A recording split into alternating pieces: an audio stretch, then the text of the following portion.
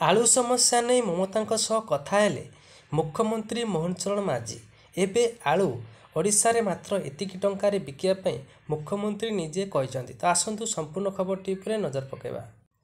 मुख्यमंत्री मोहन चरण माझी आलू समस्या नहीं पश्चिमबंग मुख्यमंत्री ममता बानार्जी सह शनिवार फोन रे कथा होइछंती।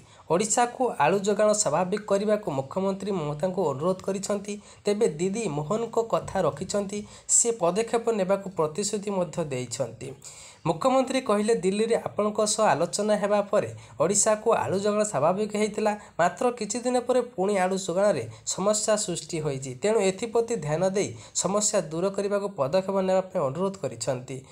बॉलीवुड सुपरस्टार अमिताभ बच्चन को स्वास्थ्यावस्था बिगड़ू तांको आज मुंबई कोकिलाबेन हॉस्पिटल भर्ती करा जायछि। तांकर बयस 81 वर्ष एवं आलू रेट कमिबो बोली एथिरे मुख्यमंत्री निजे कहजंती। एथि कहि रहउछु। जय जगन्नाथ।